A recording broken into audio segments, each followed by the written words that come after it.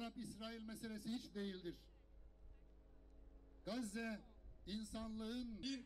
Çünkü Sumut filosundan hemen sonra yola...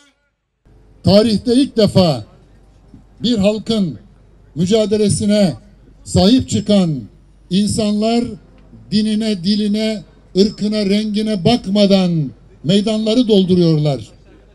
Sokaklarda yürüyorlar. Beraber haykırıyorlar. Birlikte gemilere biniyorlar. Akdeniz'in sularında Gazze'ye doğru yol alıyorlar.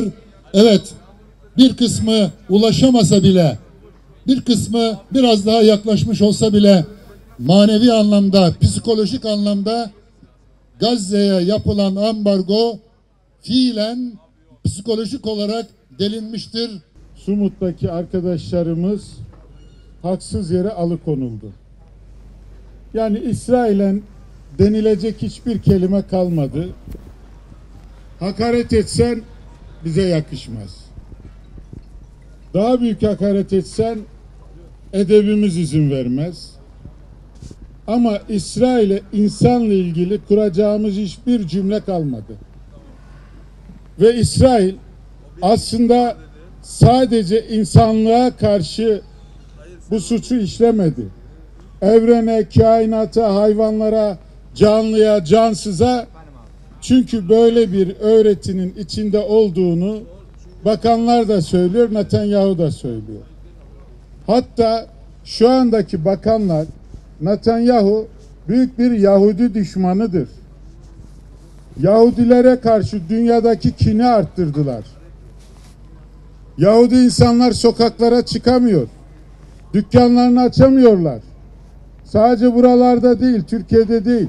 Bütün dünyada Netanyahu yüzünden Yahudilerin başları önüne eğik. Onun için ben öncelikle Yahudilere sesleniyorum. Şu Başbakanlık Sarayı mıdır? Meclis binası mıdır? Gidin oraları basın da Netanyahu'yu ve oradaki bakanlar kurulunu yaka paça dışarıya atın. Bu devrimi siz yaparsanız kendi milletinizi kurtarırsınız. Yoksa sizler her biriniz birer Hitler gibi anılacaksınız. Katliamcı anılacaksınız. Çünkü katliam yapanlara sessiz kalanlar da katliamcıdır. I have just come from Italy to say goodbye to the Conscience as it sails with over 90 people to challenge the horrific Israeli genocide of Palestinians in Gaza. Biraz önce İtalya'dan, oradan Conscience filosunu Filistin'e, İsrail'in zulmüne karşı 90 kişilik bir filoyu yollamaktan geldim. We have many citizens from Turkey who are on the boat, both as crew members and as participants. O filoya katılanlar arasında Türkiye'den ve farklı milletlerden birçok vatandaş var. We have over 22 countries that are represented in the 90 people that are on board the Conscience. Filoda, bu Conscience filosunda 20'nin üzerinde milletin vatandaşları var.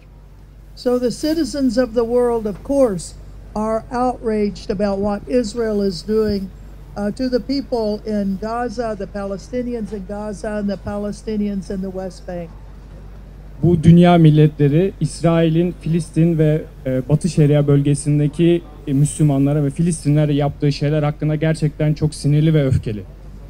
We also have with the Conscience several boats that are traveling as a second wave of a flotilla to challenge Israel. Aynı zamanda bu Conscience filosuyla beraber ikinci bir filomuz da bu filo destek olacak şekilde yollarına devam ediyor.